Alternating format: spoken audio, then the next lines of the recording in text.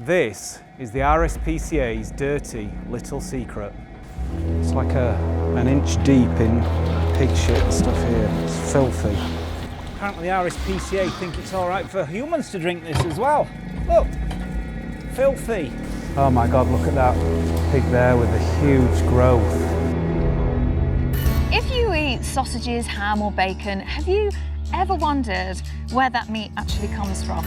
Today I'm filming undercover in an RSPCA Assured farm to see whether the reality for farmed animals matches their advertising and marketing. The most beautiful thing for us guys as pig farmers is that there's a very visible and easy sticker in the simplest terms for the consumers. They see that sticker on the packet when they pick it up from the supermarket or their local butcher, and they should have confidence in knowing that the pigs has been looked after well and given a good wholesome life. I come from a family of butchers and like most people thought that animals were well treated in the UK. I've eaten meat most of my life and trusted that the RSPCA Assured scheme exists to ensure animals are farmed with kindness and compassion. This is nothing like what they show on the website.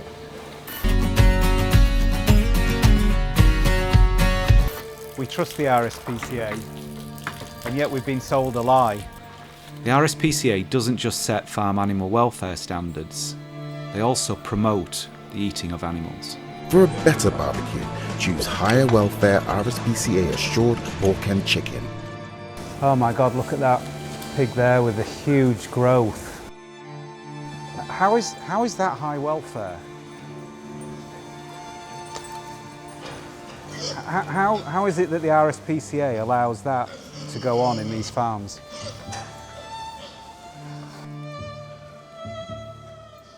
I mean, we're having to trespass on somebody else's land.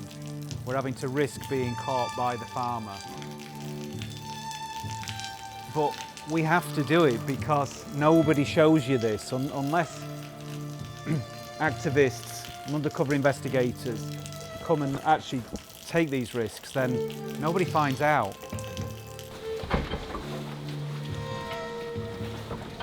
Look at all of this.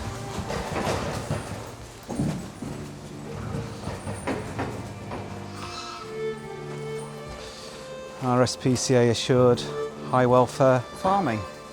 On our scheme, on an RSPCA Assured farm, we have a comprehensive list of standards that our highly trained, highly compassionate assessors come out to check. As they're walking around, they'd be looking at what's on the ground, the enrichment, this lovely straw here that they can root around in and play around in. This is the enrichment. This is like high welfare enrichment.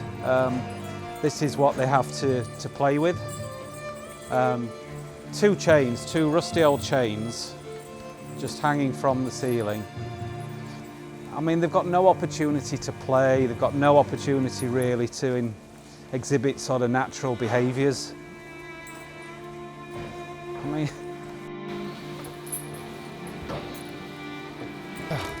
look at this, this is our light. I know, you know, the thing is, they've got so little enrichment that this is really exciting for them, having something to chew on, because there's just nothing interesting for them. They've just got nothing to play with. I mean, have a look, there's no enrichment. Look how excited they are. We are duty bound to give our animals good quality drinking water that you and I would be comfortable in drinking. Look at this.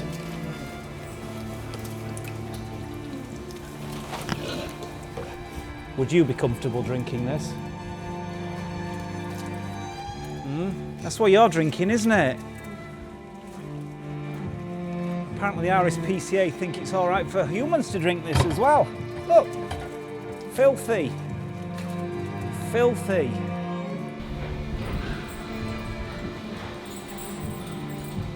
And did you know that pet pigs get 36 square metres each?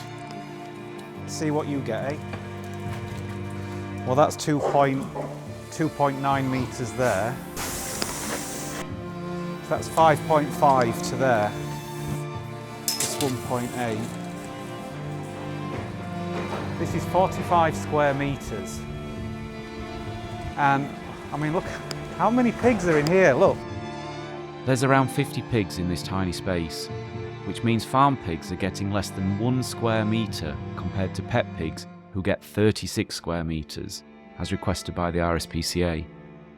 Why do pet pigs deserve better welfare than farm pigs on RSPCA Assured farms?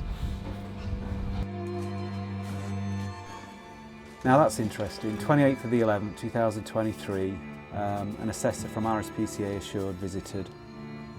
RSPCA Assured visit Barry Gibson. That was an audit. There was an RSPCA mentor visit in the 2nd of the 12th, 2021. So basically, it looks like they get a visit once a year.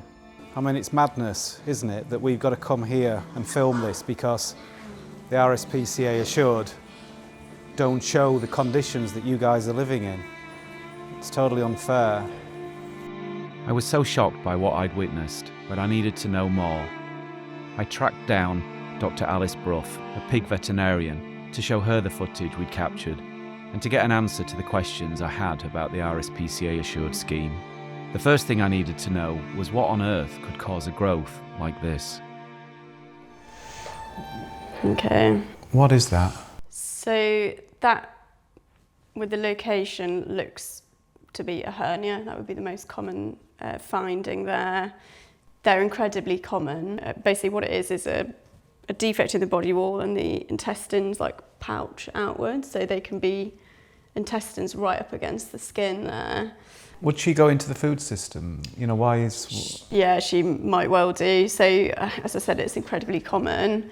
But yeah, they're everywhere. It's probably one of the worst things I've ever seen is a hernia rupturing in front of me, which is not uncommon. Usually you find the aftermath of it, but that just involves intestines everywhere, and the other pigs eat the intestines while that pig is still alive, basically.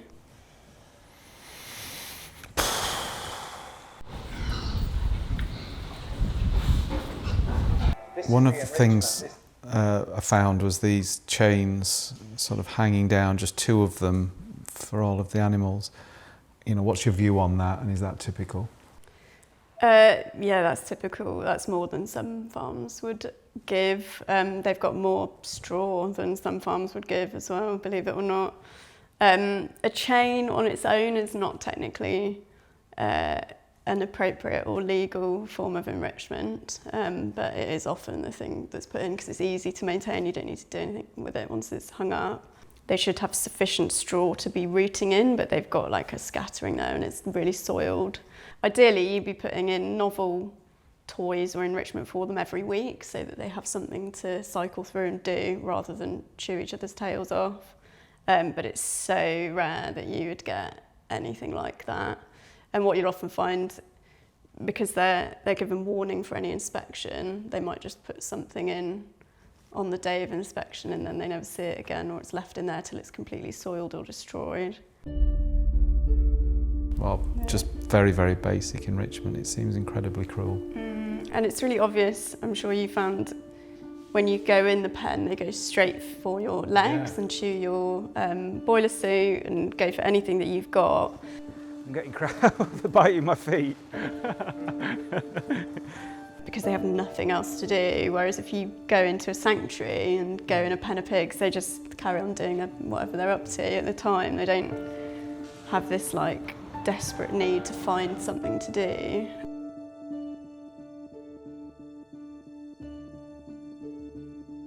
Pigs are extremely intelligent, so they have the emotional complexity and cognitive capacity of like a 3 to 4 year old human child. So they have outperformed, for example, chimpanzees, dolphins. You know, they're on a par with the top, you know, most intelligent animals on the planet. I would probably rank them higher than a dog, looking at some of the more recent studies. Well, it might sound a stupid question, but obviously RSPCA Assured have told us that this water is fit for human consumption. Is that something that we could safely drink? You wouldn't want to drink it from there. So when they do water testing, which is part of the scheme, they take it from the source, so where it enters the farm. Right. So whether it's borehole or mains, wherever it comes in, which probably would be drinkable, but they're not testing what those pigs are actually receiving. So it's come through pipes, which could be hugely contaminated with bacteria, and then obviously in this open tray, which is just open to all of the excreta that these pigs are producing. Dr. Alice Brough explained that this farm is actually one of the better ones. A recent investigation of 45 RSPCA Assured farms found even worse conditions than what we had discovered. Often investigations are excused as just one bad apple, but the reality is virtually all farmed animals are living in squalid and cruel conditions. I wanted to speak to someone who had seen things from the inside, so I reached out to actor Peter Egan, who was the Vice President of the RSPCA for 6 years. He agreed to watch the footage and have a chat with me about it. That's appalling, absolutely shocking.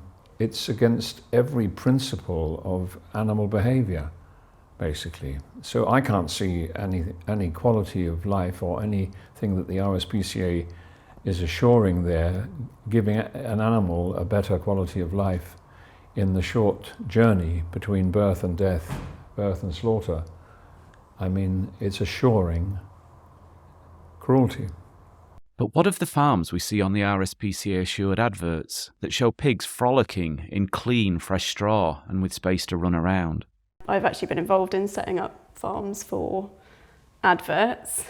They're not, it's not, I mean, you're not just going to go onto a farm and film it and that's the advert. So ones that I'm thinking of would be sort of rearing units. So you'd put in half the amount of pigs that you would normally get in, put loads and loads of straw, all looks very nice. They've just gone in, so they're exploring their environment and stuff. And that's the advert, and then you fill it full, and then they stay there for the next 6 months, and it doesn't look anything like what you'd normally see. And I suspect that's similarly here, they obviously haven't had pigs in this field for more than at least, you know, a day maximum for that grass to be in such good condition there.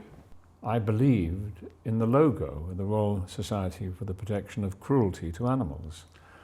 And it's only when I got more and more involved with the RSPCA, and I'm not just knocking the RSPCA because I think it is, as you said earlier, the most well-known animal charity on the planet, and it could be the biggest changer of bad habits as a charity. A major issue with the scheme is the RSPCA are effectively allowed to police themselves. They are the organisation that investigates animal cruelty. But how can they be objective when investigating one of their own farms? What about a local farm shop? You go to the local farm shop and you see some pork sausages there. What are you getting? Well, local to here. Local's just a kind of geographical reference point. So it's the local factory farm we're getting farms, it from? Exactly, these farms will be local to somewhere. Even the ones that kind of you would expect to be better, so your small local family farm. I've seen some of the worst welfare cases in my career on those. There is no farm in my 4 years of practice that I've found that I would be happy to buy products from and not feel like I was contributing to severe suffering.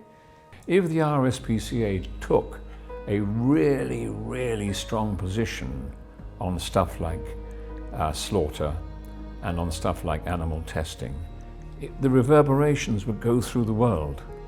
It would send such a great and positive message to the world. It's a clear case of welfare washing, and that's not good enough.